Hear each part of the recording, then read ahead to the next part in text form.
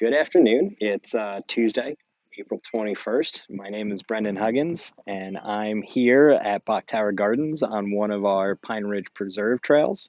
And if you enjoy the video, like and share it and spread the word. And the reason we're here today is roughly a month ago, we burned the Pine Ridge Preserve. And Cassidy, who's doing the filming, can show you kind of some of the remains of what the area is looking like about a month later. And you can see this is a sawtooth palmetto, and it is completely burned and completely regenerating. And one of the things that's really cool about this ecosystem is that it is actually part of the fire ecology that's very common in North America. Another really interesting plant is this one right here. This is Opuntia, which is prickly pear cactus. And you can see the sides kind of burned and died, and this is all coming back since the fire. And we'll see a couple more really interesting ones.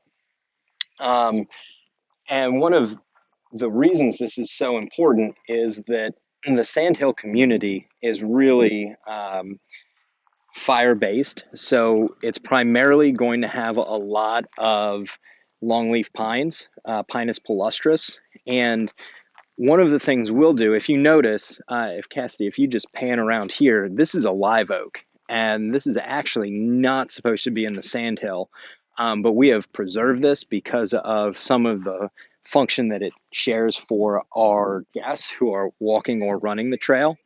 Um, so you can see there's actually a burn line from where we did our prescribed burn to help preserve this particular live oak.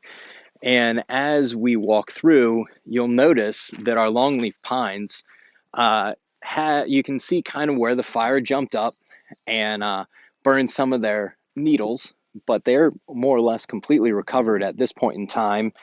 Um, and part of the way that they preserve themselves is they actually have very thick woody bark that protects the cambium from the fire. So it's really very interesting to see the way these plants have evolved. You'll also notice here this kind of oak looking plant. This is actually a rus that's native to Florida, and it comes back very quickly. Um, Before European settlers arrived in North America, these ecosystems would have burned fairly regularly, about 1 to every 5 years, and the fires would have been started by lightning. And that's part of the reason they vary from scrub habitat. Typically speaking, in a sandhill community, you don't have a lot of hardwoods because it burns too often for them to really pick up steam. Also, typically, the sable palmettos, the sawtooth palmettos, excuse me, would be a little bit less numerous, but they do survive the fire. Turkey oaks are one of the hardwoods that actually do fairly well in the sandhill environment because they're also adapted to fire. And you can see what happens to some of the laurel oaks when we burn them. They don't really come back. Um, and that is one of the important reasons to do the burning is you are getting rid of a lot of the plant materials that aren't supposed to be in this environment. Meanwhile, it promotes really, really wonderful growth in the plants that are supposed to be here, especially with the Serenoa repens here. You can see how much this would have been a very dense plant. And so by burning this, we burned all the extra fuel, and that's giving the plant a lot of room. That will help airflow through here, which in turn is going to cut down on disease and pests, and just really improve the general health of the plant. One of the other reasons that we're walking up here is this is actually one of our less frequently visited areas of the garden, and it's really very majestic. As we move further down, we'll actually get some views of some of the orange groves that neighbor the property, and they're just absolutely stunning.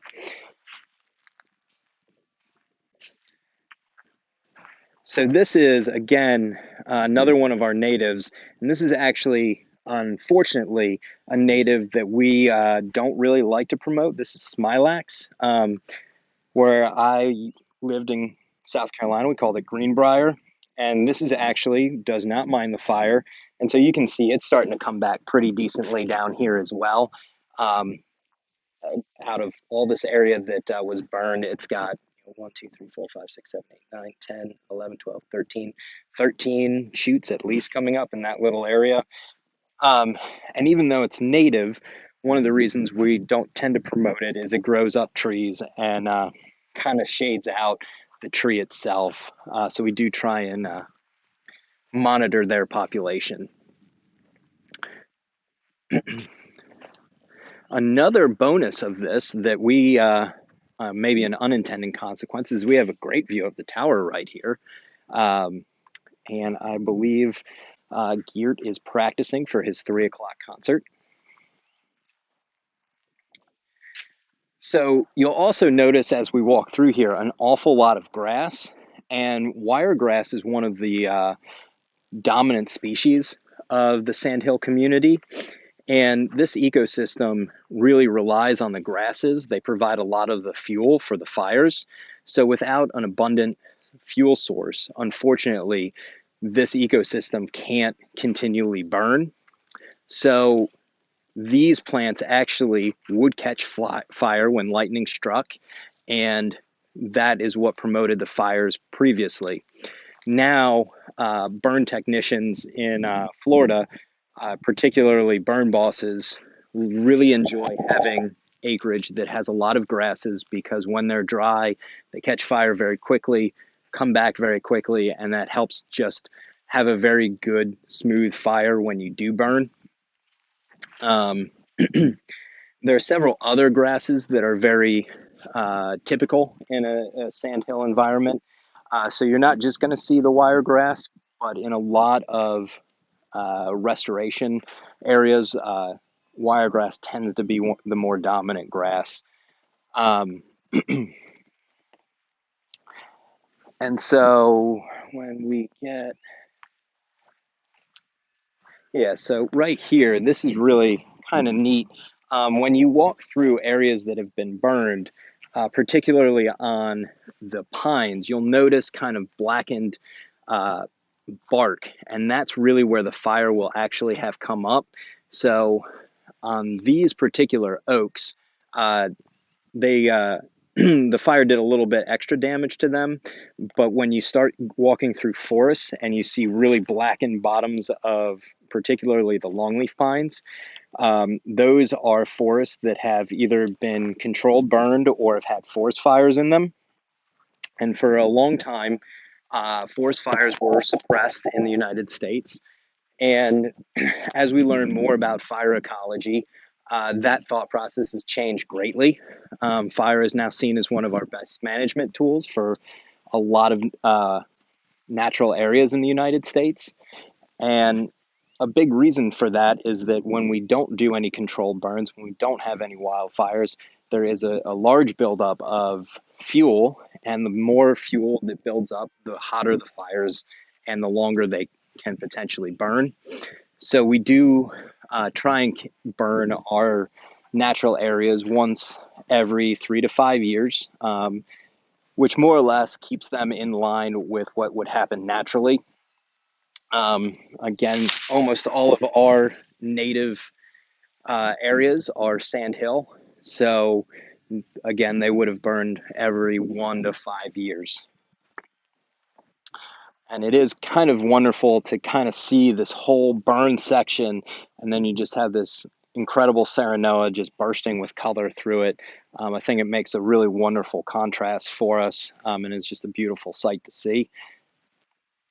One of the other wonderful things about the sandhill is that it evolved out of the sand dunes from when Florida had a much higher ocean surrounding it. And so the soil type here is almost entirely sand. Um, and so a lot of these plants also are adapted to come back very quickly with very little water. As many Floridians know, or at least in Polk County know, we only got roughly 1.25 to 1.5 inches of rain over the last month. And we've got all this growth going on in this area. There's no irrigation here. there's no help. Um, Another plant that does well and is another Florida native is right here, and that's the beautyberry, and it's coming back pretty well. You can see all its old growth burned up.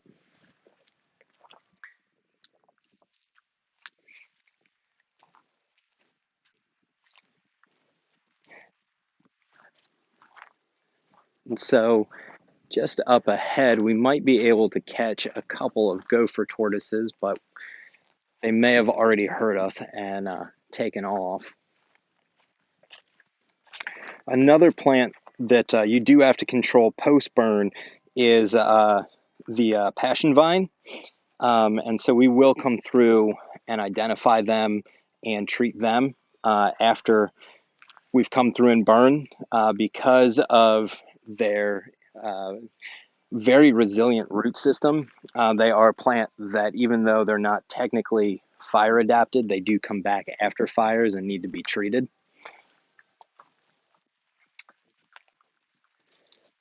So it does appear that the gopher tortoise that lives near here is not out this afternoon, but you can see one of their dens is actually right there, that fresh sand that's just been dug out right over there.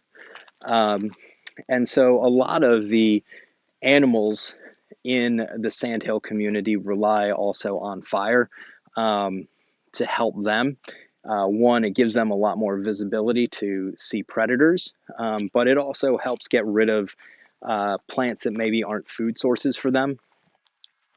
So they are very active after the fires.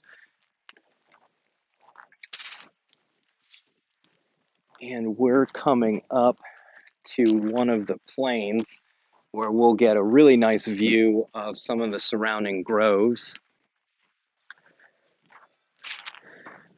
Actually,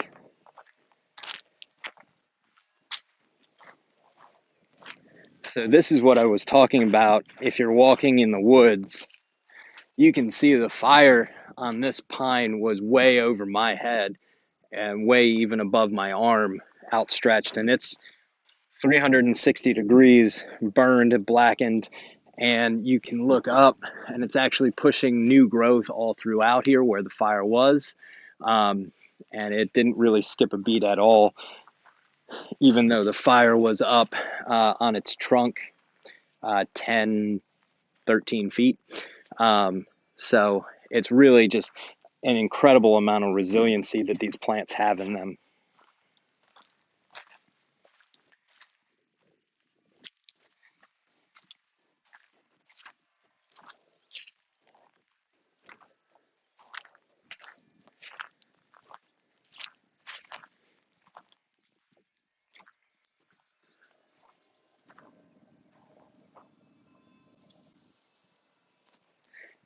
And so some of our rhuses are coming back as well. You can see all that basal growth on them. And so as we come around this curve here, we'll actually have a really amazing view of the orange groves that are right next to our property. And so you can really get an incredible view right here. And this is facing out to the east here. It's just it's a very wonderful view. And that's one of the things that the Pine Ridge Preserve Trail gives a lot of our visitors, is not just views of our tower, views of our gardens, but actually lets you experience some of the surrounding environments that may be difficult to experience in other areas. And so we've got a little bit left of this leg of the trail, but it's going to take us out right around to the kitchen garden and the children's garden, Hammock Hollow. So as we head that way, um, we can kind of talk a little bit also about just uh, kind of some of the ways that we've noticed a really incredible change by doing the burns. And again, you can see this is another opuntia just coming back right here from being burned. Um, and it's by utilizing fire ecology, we're able to keep a grasp on roughly 400 acres of managed lands around our gardens with a very minimal staff. Because these burns really help us keep track of a significant quantity of non-desirable plants and actually clean out a significant number of the non-desirable plants. So for us, it's also a huge cost savings because we're able to manage so much of our land with fewer people.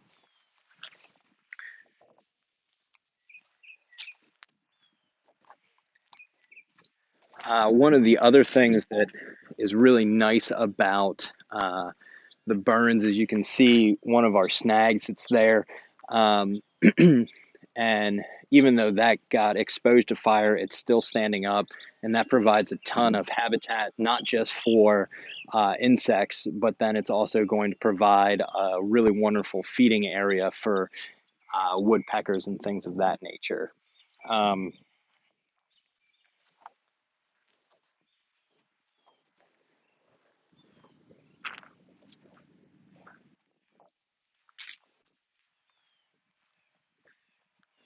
so some of the other palms that you're seeing kind of burned up along the way that are not Serenoa are some of the cabbage palms. Um, and the cabbage palms are really very much entrenched in Florida culture. And that's actually the plant that swamp cabbage is created from. And so while they can take the burn, um, they're used in a lot of other things. This is another really wonderful Florida native that's specific to the sandhill. This is the Florida green eyes, um, named after kind of the center there. So these plants are sometimes hard to spot before burns and just very wonderful to experience after the burns. Um, and again, this is about a month after having fire roll through here. And so we're coming up on the end of this leg of the trail.